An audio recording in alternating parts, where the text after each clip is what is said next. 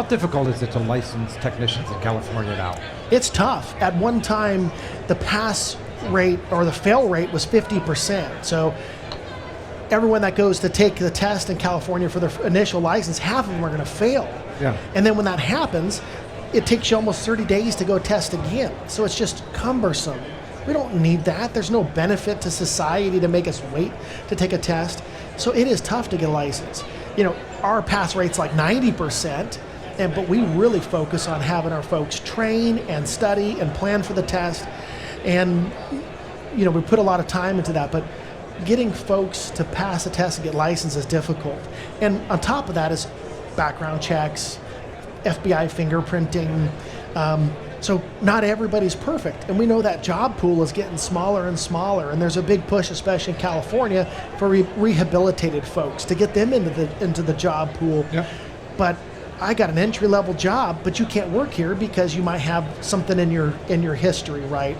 So that's tough. It's tough to get people on board. When you talk about FBI fingerprinting, in California you have to be fingerprinted? To be an applicator or a field rep in California, you have to get fingerprints, and it goes to the FBI database and Department of Justice.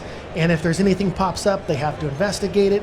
And if maybe it's something minor, it's still going to be a delay. It might be 3 months, might be 6 months, or it might eliminate them from being licensed. So you've put 6 months of training into somebody, and now you find out they can't get a license.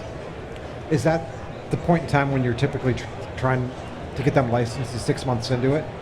Now, normally I can get someone licensed in about 2 months. Okay. If everything goes good, they pass the test the first time, clean background, everything goes good, but you're waiting on the state to respond to you, right? It's like going to the Department of Motor Vehicles and, you know, nothing happens fast there, right? So getting our licensing is not a fast process. So we're in the middle of October now. Winter's upon us. What do you do with your staff in the winter there? Great question. You don't have the same seasonality that the rest of us do, but it's clearly more so than in LA. Yeah. You know, we've changed our pest control program, so we're doing monthly billing regardless of whether doing it every other month or quarterly service. I think that's helped because folks don't necessarily tie in the service delivery to the payment. You know, that's been a big help, but our goal is to keep everybody on board. So we're doing a lot of training in the wintertime. We're doing a lot of complimentary inspections for our current customers to generate leads. So we might be doing inspection on the home and find a rodent problem, find a termite problem, and kind of creating our own seasonality. We're creating our own season, our own swarm season, by just getting in front of our customers. You know, you've grown a business from one route to 50 plus people on the team. You know, for guys that are out there that are in the position that you were in 20 years ago, I mean, what's the best advice you can give them to help them learn? You know, what sort of advice or suggestions would you give your younger version of yourself? Yeah, great question. It's all about the process. So what a lot of people think, I mean, people are important, right? And hey, I trust my guy. Okay, once you got 3 employees, trust but verify. It's got to be written down. It's got to be a process.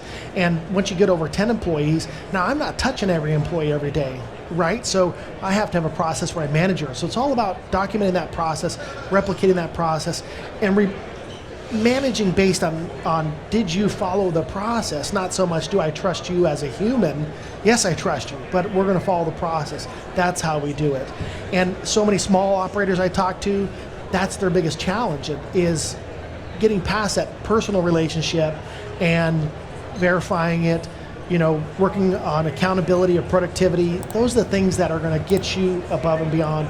And don't be afraid to have big goals. Don't be afraid to think big, because if you're not thinking 10 years down the line where you want to be, you'll never get there. You know, we're always thinking 10 years down the line, and what does that look like? How do we get there? Now, every day you're faced with challenges and opportunities, and do you take that opportunity? Okay, it's a cost today, it's a new software, new advertising, whatever that is that helping you reach your 10-year goal? Okay, then it's the right decision. Hiring that person that, you know what, maybe costs a little bit more than you want to pay, but they're going to help you get further down the road. That's where you have to get outside of your comfort zone, and you can't use the same mindset, the same tools that got you to have your own company with 1 employee or 3 employees or 10 employees. That mindset will not get you to 30 and 50 employees or 100 employees. You can't do it that way. You have to constantly reinvent and redefine and whatever personal thoughts I have or I use to get here, those tools aren't going to work. So I got to break down that wall and change my mindset on an ongoing basis. Can you give me one example when you talk about the process and the team member has to follow the process? Give me one example of a specific process. Yeah. Well, you mean like a treatment service protocol? Do Yeah. you mean like... Well, it's service protocols, absolutely. And training, we can talk all day about training, but documenting something as simple as, what did you do yesterday, right?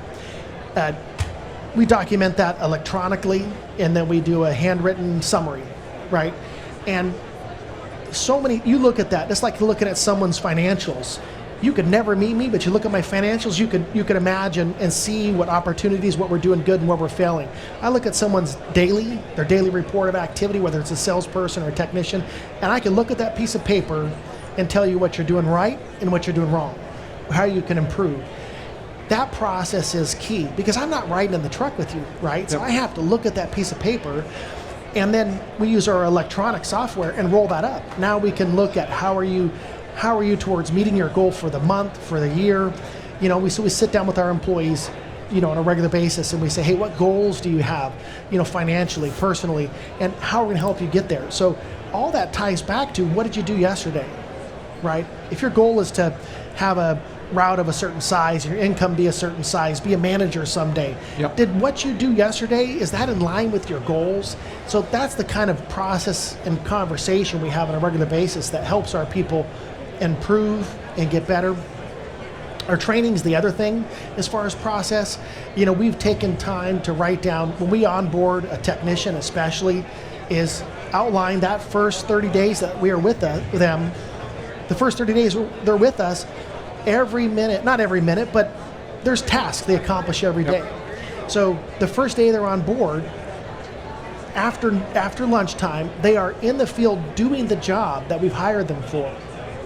I used to talk about mistakes. I used to have people we'd bring on board, thought, man, this person's gonna be perfect. Yep. And they've been on board with us for 6 weeks, and then we send them in the field. Guess what, it's raining, or it's 110 degrees, and they go, oh, I didn't know I was gonna be doing this. Yeah. Well, I wish I'd have known that day one, you know, or the first week. So we try to put you in the toughest situation the first 7 days that you're there, and challenge you the first 7 days that you're there. And if you quit the first week, man, you saved me a lot of money of training. Yeah. You know, so those are some of the process things that we've done, and not being afraid to call somebody out and saying, hey, maybe this isn't what you thought you signed up for, and that's okay. You know, doesn't mean you're a bad person. You just, maybe you're better off working somewhere else, and that's all right. But if you really want to be here and you really want to be part of a growing company, you know, this is what it takes on a daily basis. And sometimes it's rewarding, and sometimes you're in the trenches and it's hard. Yep. But that's okay. That's what we do. And to see your management team with you, to see your leaders with you in the field, you know, on a rainy day or on a roof doing a fumigation with you, I think that's what inspires our folks to do more, and like, okay, it can be done. Yep. You know, I have your support. Our people are in the field, and I say this on a regular basis, is, you know, we send them out there and they think they're all alone. But the reality is they have a team behind them, a team in the office that's looking at their schedule. How can they improve it constantly, every hour, every day? A sales team that's bringing in new business, a management team that's finding ways to push them to be better. You know, so that's that team that's behind our technicians and salespeople, helping them be better than they thought they could be. You know, it's like a sports team, and you walk on the field. You know, yeah, the quarterback's got to take the ball and throw it and go across the end zone, but it takes everybody from the water boy to the trainer taping up the ankles. That's all the things it takes to help them be successful. And, you know, that's what we try to let our team know, is it's not just, they're not alone. They're not on an island. You know, even if it's late at night or early in the morning, raining, super hot, you know, they have a team behind them.